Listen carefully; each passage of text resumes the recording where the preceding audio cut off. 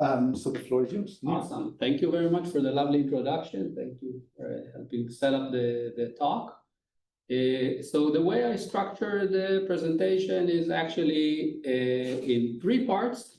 The first part is actually all the stuff that I won't tell you much about. I will just give you like the teasers of other research that we're doing in my lab, kind of introducing myself, introducing the kind of research that we do in order to give you a sense for the kind of work that we do. I find this very useful for people that want to know about the research just beyond that specific paper. The second part would be about this paper, Supersharers of Fake News, which you'll hear a lot more about. And really, depending on your interest, the third part would be about this new initiative for data donations that I'm currently building. So shout out to you, show of hands, like how many want to hear a lot about data donations? At least something. At least some? Yeah. Okay, not at all? No, okay, no one. No, people are, okay, one. Okay. So might do like a compromise there, but that's basically the plan. Okay. So if I use the first pronoun, like Volker presented so nicely, it's not just me, it's these brilliant students who work in my lab, not all of them on this particular paper that I present today, but that's really their work. So to give you a sense of what we're working on in terms of like projects in the lab, so today I'll present the work on fake news, but we have also work on like political exposure, political sharing, work on like macroeconomic forecasting, bias in AI, algorithmic audits, and kind of trying to build new language models for the legal domain. Obviously, I won't have the time to tell you about all of these different things and all of the papers that came out of that, but I thought it would be useful to give you a little taste of like specific examples from this, one in each category, to kind of give you a taste for what we're about. So the first bullet point is Supersharers of Fake News on Twitter. That's the main thing I'll talk about in the second part of the talk. But the other paper I wanted to draw your attention to is a paper that came out in KDD last year that did this active learning strategy to identify sources, misinformation sources that fact checkers should look into. Okay, so this is not at the article level. This is a method for identifying dangerous, suspicious sources. Okay. We also have, I haven't listed that paper because it's like really, really fresh. We also have a working paper about foreign influence and the interaction with voters. So we have a paper that looks at the interaction between American voters on Twitter and all of the foreign influence accounts that actually Twitter identified. So we've intersected these two different data sets. Moving on to the domain of political exposure, we had a paper last year at IJPP, kind of trying to model where do people get their political news from or political information from. And we've identified these 8 prototypical types of consumers that vary in terms of what kind of actors provide political news to them. That led to a follow-up work we're currently about to submit that takes a closer look at political influencers and kind of try to see what is a political influencer, right? Like we keep talking about these influencers, about social media, everyone has influence, but what is it really? What we see in this, and I'm giving you some early stage results, preliminary results, what we see is that we keep talking about political influencers, but what we're actually measuring is very different things. So we looked at like 6 different prominent definitions from the literature. And what you see here is the overlap between them, not a ton of overlap. Okay, so that's some of the worrisome. Was it 2 years ago or 1 year ago, we put out a data set that really neatly allows evaluating LLMs on their like biases in generating responses. So we've recreated the Enron data set by creating a fake Enron company, streamed all of the emails between these fake accounts, and have this like really nice comparison on one hand, like what humans have answered to those emails, or if they answered, and what LLMs or like that Google Smart Reply variant of it answered it, as in addition to GPT. So that data set is out. If you guys are interested in like doing these kind of comparisons, here's a benchmark data set. Almost fifth and almost last area is this international collaboration that looks at the quality of information that people get about scientific concepts in different languages, in 21 different languages.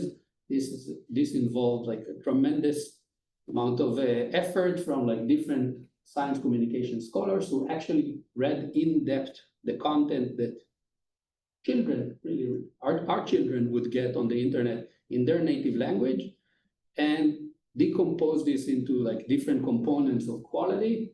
What you're seeing here is the quality in English. We didn't put English up top, it came up top. And what you see here is that basically when you go away from English, the quality of information you get about like the basic scientific concepts drops by 10 to 20% in quality, okay? And the paper has like more results about why it might be happening. It wouldn't be complete without talking about the paper done with Manuel here. So this fits in the broader theme of macroeconomic forecasting and really using this big data to do macroeconomic forecasting more broadly. And there we show, I don't know how many times you've shown this work here. Too much now. But here we show that really our model that uses not that sophisticated LLM models can really improve forecasting of unemployment earlier than the best in class, the professional forecasting industry, and improve on top of it by significant amount of percentages. So taking the industry average as like our baseline, what you see here is that relatively to the end of the week, our model can get like better performance earlier than the forecast or additional baselines. So really this is taking the perspective of can big data can actually help us improve economic outcomes and macroeconomic forecasting. And the emphasis here should really be about like doing this reliably, not just replicating this Google flu trends debacle. How can we use these prediction models reliably in a way that policymakers could actually trust it? Really last theme is about our work in the legal domain, where we focus on like building LLMs that can actually extract factual information from complicated legal documents. So instead of doing this like biased sentencing prediction, instead of approaching the problem as a forecasting problem, what we're doing is decomposing the problem into like a retrieval kind of task, which our algorithms are much better at. And that is basically our approach to reducing bias in this space. And so we're in the early stages of this. We have more work in each of these domains. I just wanted to give you kind of a high-level overview, but also concrete examples with what that work that we're doing in this space looks like. Okay, so that is the first part of the talk. The main part of the talk would be about this paper that came out last year, led by my student Sahal, about supersharers of fake news on Twitter. Now, fake news is obviously no longer new to any of you. What you're seeing here is an article that came a day after Trump's first election that really put the blame on a particular actor, social media, right? Like filter bubbles in social media. And ever since then, I think we and a lot of other groups have been asking ourselves, really, does it matter, right? And does all of this like hype around fake news, does it actually have an impact? And I'd say it's obviously a simplistic visualization of things, but I'd say, yes, there's a lot of evidence that fake news is important. Mainstream media keeps pumping that, oh, you haven't seen this like misinformation. So many people are swayed to think these like false things. And we have the World Economic Forum and the EU, who actually came out last year with a report that says, that put it as like one of the 2 or 5 biggest concerns for humanity for the next 5 to 10 years. We have a bunch of academic works that show that really false information spreads faster, wider, deeper in all different aspects. Misinformation spreads more than the truth.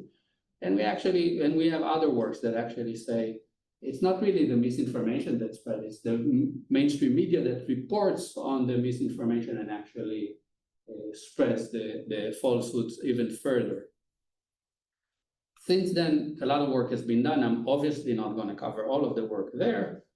Still, some works on the other side, on the side of the no, that misinformation is not that big. If you look back at the Alcott and Ganskam from 2017, what you see is that they estimate that the average person, the average American voter, so maybe one false story in the month leading up to the election, right? So they're making the argument that with one story, it's very unlikely that someone would actually change their mind or change how they vote. There's work by Bale et al. And Edie et al. That very similar works that look at like panel studies of American voters over time and looking at the individuals that got the largest amount of misinformation, whether that is from foreign influence accounts or other sources. And what they show is that across the biggest political variables like intention to vote and how you vote and candidate preferences, exposure to misinformation does not lead to significant differences. Only a small group of people are actually moving, and that's a tiny, tiny part of the population. I actually stole the quote that I from the my Russian troll. I'll just finish it. Russian trolls might have failed to sow discord because mostly they interacted with those already highly polarized. So the small group of highly polarized. In between, I'd say we have these like works by Andy Gass and others, and our own work from 2019 that really show the mixed result. You see a lot of misinformation circulating on social media, but then only very few people who interacted with it or interacted with it in large quantities. So setting up the stage for this paper was this landscape, this like illustration of the land of the literature, which is basically, we have a lot of papers that look at people who have very little affinity for fake news. They don't trust the source, and we run experiments on them. We have a lot of work that looks at people that have no interest in fake news or get very little of it and trust the sources that they get information from. You get the idea, right? Like we're missing this part of the space, right? We're missing the people who get a lot of misinformation and actually care about the information that's coming from those sources. Okay, so what I'm trying to say here is that we don't have a lot of research on those people in that space. And to be honest, what led us to study Supersharers, which I'll define more properly in the next slide, one is curiosity. We ended the previous paper, the 2019 science paper, with this main result. Basically, what you see in the left is the amount of exposure that by different percentages of the population. So the x-axis is the percent of the population, and the y-axis is the percent of the cumulative number of exposures. So what you see is that on the exposure side, 1% of people account for 80% of all exposures to fake news, And that's very different than the blue line, which is like for political information more generally. So no matter how strict your definition for misinformation, whether it's our orange line, red line, black category, in all different definitions, levels of inclusions, what you see is this like high concentration. And if you think this is high on the exposure side, you should look at the right-hand side, where it's the sharing side, where only 16 people, 16.1% of the population, or 1 in 1,000 people, roughly, shared 80% of the misinformation. So if we were to run like a traditional survey, we would have to recruit many, many thousands of people in order to get to like a statistically meaningful sample of people who actually shared large quantities of misinformation.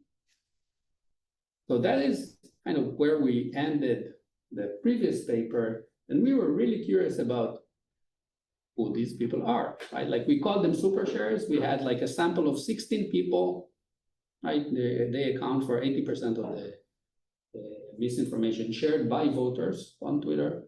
And we were really curious, what's going on with them, right? Like, who are they?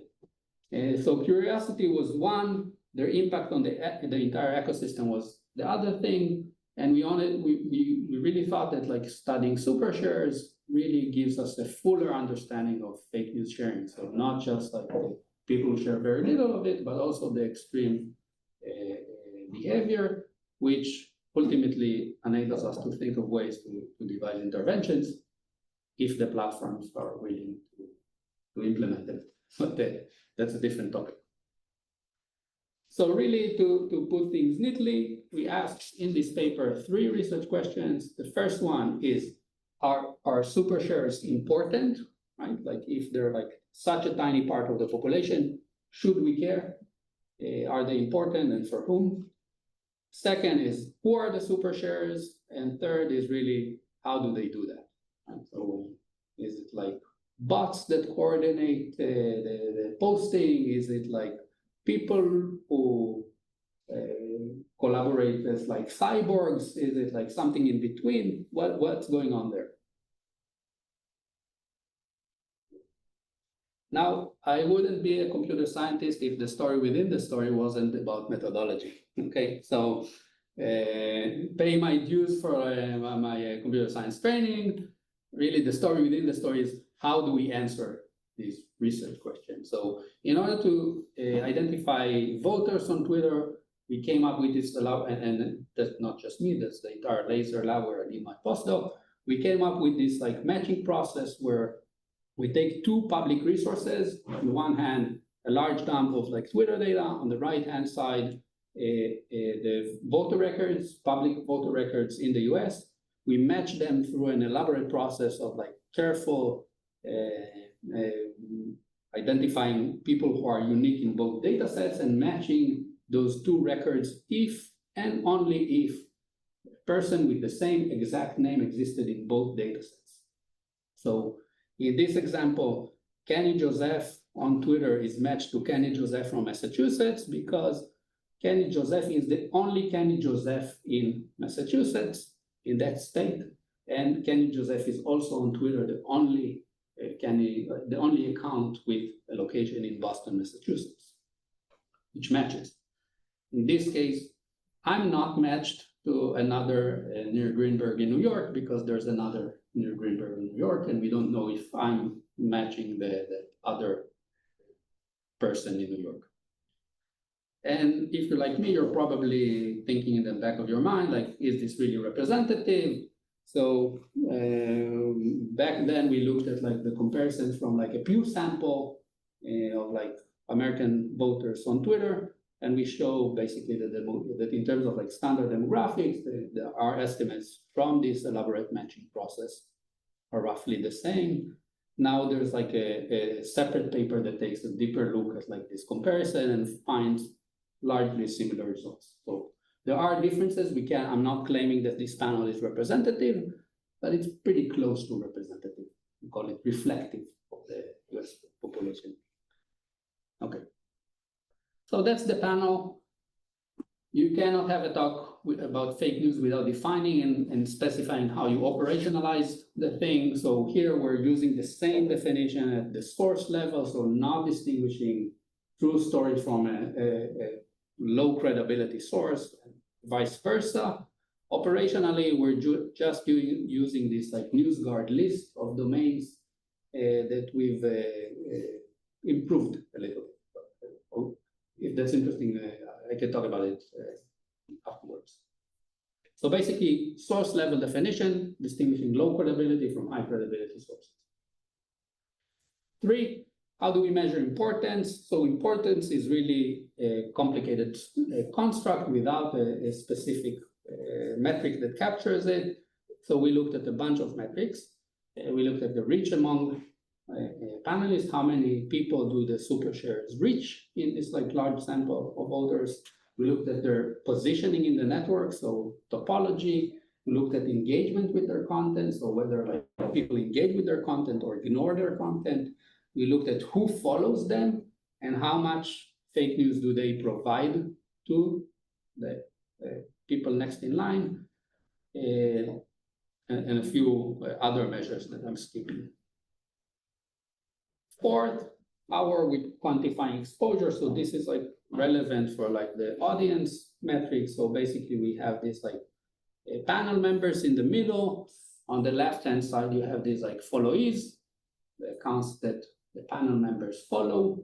We know we collected the network snapshot, so we know all of these followees. They have this like, they're posting their content happily on Twitter. We're observing only 10% random sample of that content, and from that 10%, we're estimating the fraction of misinformation. So we cannot, with the 10% sample, we cannot say for sure whether person A saw misinformation, B, yes or no. We can say person A saw 5% of misinformation from everything that that they got from their network. And on the other side of on the sharing side, we have like 100% of what people posted. So just to summarize, we have a panel of around 600,000 panelists, so like 10 times larger than the previous paper, which really enabled us to get to a sample of over 2,000 Supersharers. Again, not 16 anymore, so 2,000, which is great. And what we do in this paper is basically take these 2,000 accounts and compare them to 3 reference groups, which I'll present more specifically later. The study period is like August 1st to November 30th, really the 2020 elections.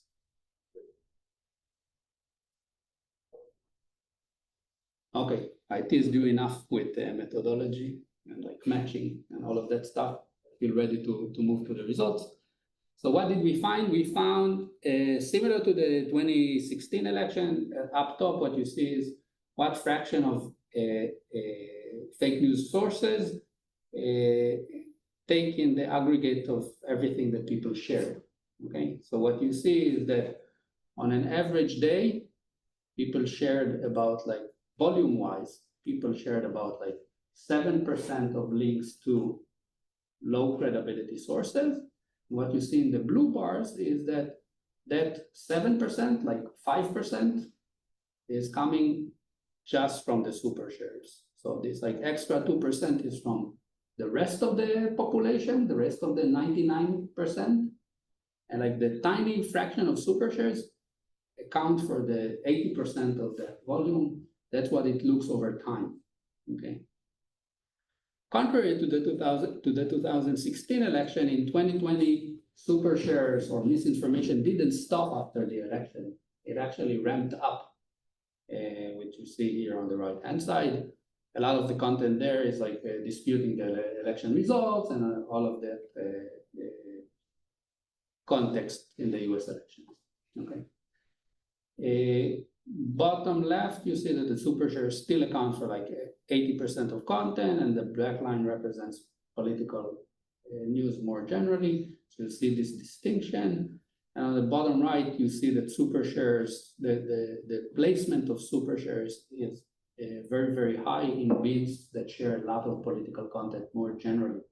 So what you see on the right is like the percentile of political sharing more generally, and what fraction of super sharers are in each bin. So what you see that the top bins, the 100, etc., they're like overrepresented there, meaning that super sharers not only share misinformation, but also share a lot of like regular political content. Okay. So that sets the stage for like addressing our research questions. Just to remind you, the first research question was about like their importance. So are they important? What we find is that super shares reach about like 5% of panelists. They're in the top 14% in terms of like positioning in the network, so being positioned in strategic positions in the network. They have significantly more engagement from their followers. So it's not just that they are shouting day and night and like no one listens. They have more engagement from their audience, from definitely the average user, even the savviest political sharers, and they reach 20% of like the heaviest news consumed. So across all of, I can give you more numbers, but across the different metrics, what we see is that they're important. They're like providing a lot of this content for a significant percent of the population, about like 5%. Moving to RQ2, who are they? So if you read the literature back then when we wrote the paper, what you'd see in the literature is actually two kinds of profiles. So the literature talked about this like alt-right, like extreme right propagandists who are trying to spread misinformation, kind of like portrayed by the image on the left. Or if you read Andy Guest's work on panels, what you see is generally across the board that like older adults are sharing this misinformation and consuming this misinformation, and not much more. What we found, the short answer is not who we expected it to be, nor the left nor the right answer. What we see in more scientific terms is that in terms of gender, on the top left, we see an overrepresentation of women. We see an overrepresentation of older adults. We see an overrepresentation of Republicans. And we see some overrepresentation of Caucasians. That is, the Caucasians is a bit trickier because that's like compared to that reference group of average fake news shares, so people who share just a tiny bit of misinformation, but not all the way to the super shares, they're not that significant in terms of race or ethnicity. But basically the profile you get out of this together is nothing that the literature talked about, right? This is like older women, okay?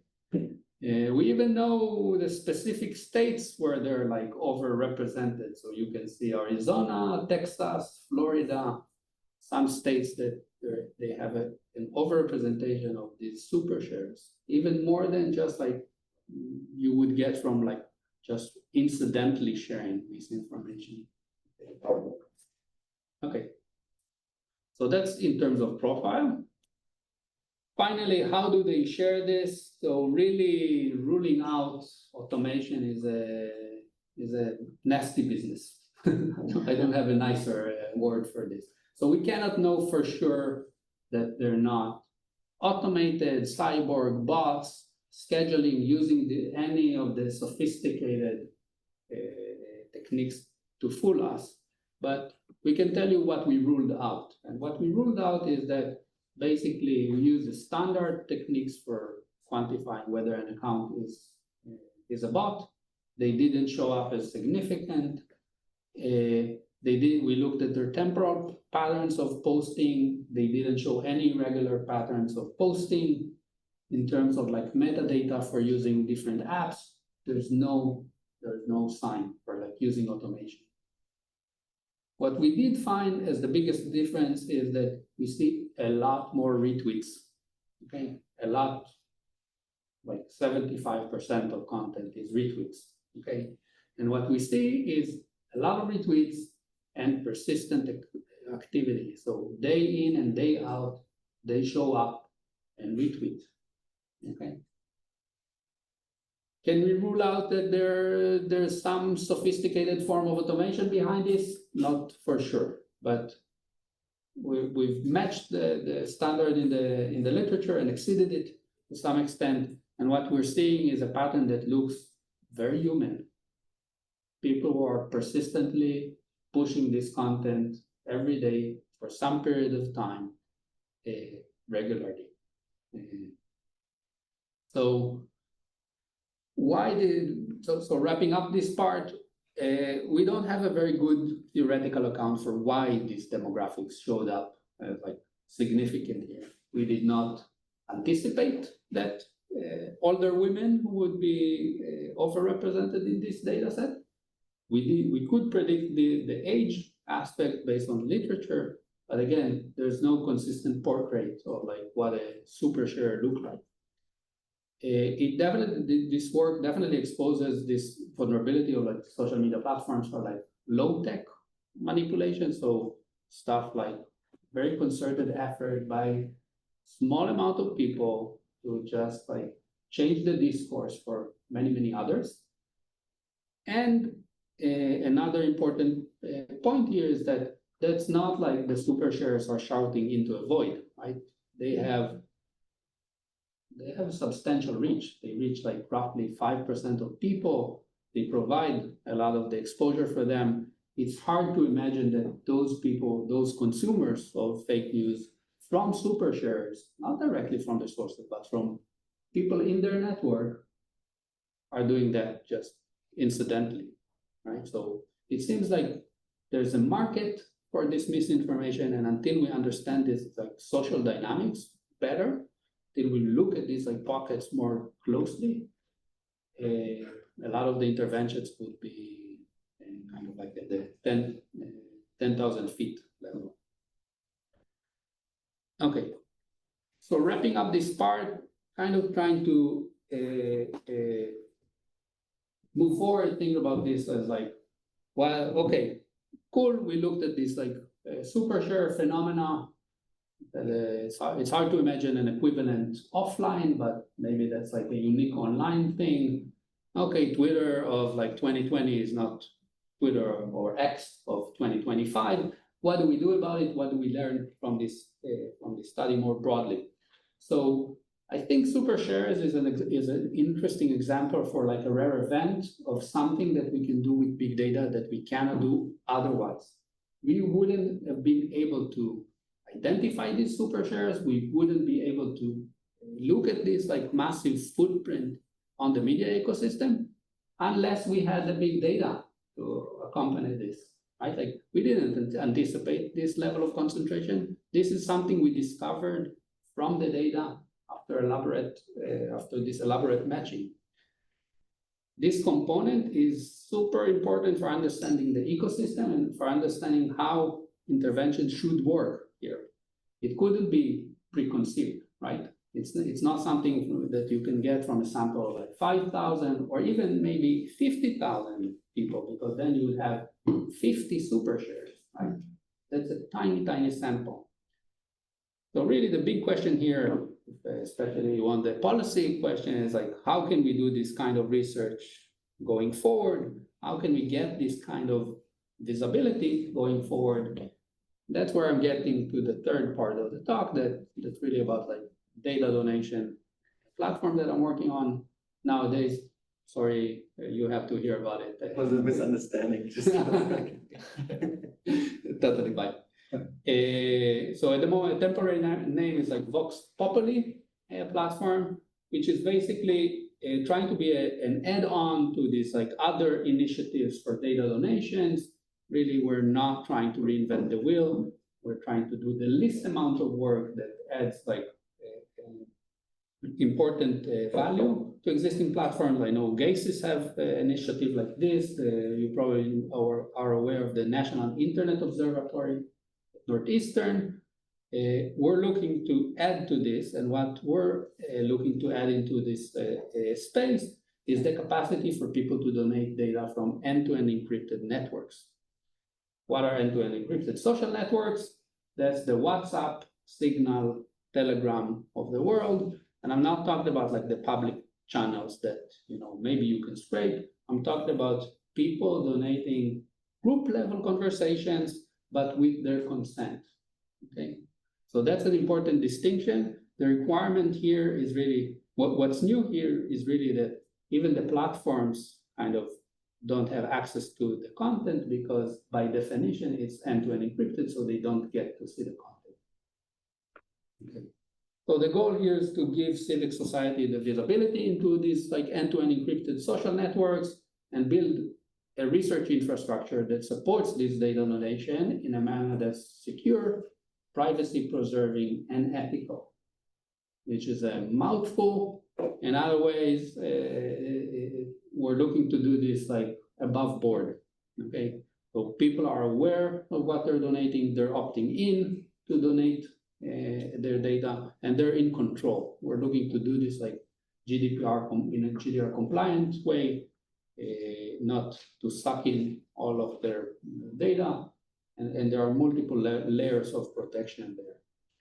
In terms of infrastructure, there's like technical aspect, maybe that will speak to the computer scientists in the room. We have this, we're building this on top of an open source protocol for communicating with these platforms. We're again taking the approach of building open source and contributing to open source, because that's the only way that we can keep track with these platforms who are fast moving. And to give you, and I've been working with a group of 4 students who did their like 4th-year project on building this like wonderful infrastructure. I brought some screenshots of what the system might look from a participant perspective. Basically, you create an account, you scan a QR code. So I don't know, a lot of like the data donations nowadays ask you to install an extension or run something, some sort of VPN. We're connecting directly to the platform, to the end-to-end platform with the user consent. And we're the idea is to get like live content from those platforms. So basically, this is not different than adding yet another device on your WhatsApp account or Signal account. And the idea is for this to capture not only desktop interactions of what people do on desktop, which is like roughly 5% of everything that's going on the internet, like 95% is on mobile, but also mobile, also the 95% of what people are doing there. What it looks like, I'm sorry for the Hebrew text here, like you can see the really students in my department. So users get the list of groups that they're part of on WhatsApp, only groups for 5 people or more. So, and the default is not to donate anything. They check whatever they feel comfortable in donating. And from that point on, the donation starts. And they can also, there's also a user settings screen where they can delete all the chats or delete their account and be forgotten. In terms of researchers, I just wanted to give you like one slide here that you see that we can actually use this data to do statistics. The statistics right now are very basic. That is a start. It's like word clouds and that kind of stuff. So data donation, just to wrap up the talk, I talked about like, you know, some of the different areas that we study in my lab. I talked about like the Supersharers. I talked about this data donation platform, which I really, initially I got into this space thinking that like these data donation platforms are nice to have. Nowadays, I'm quite convinced that that is a must-have. That is something both policymakers and academics need to develop in order for everyone to get like, for society to get visibility into these platforms and do these kind of fancy statistics on these large data sets. That's where people are making these conversations, and that's I think where we might have the biggest impact as academics. So with that, I'll just thank you for inviting me.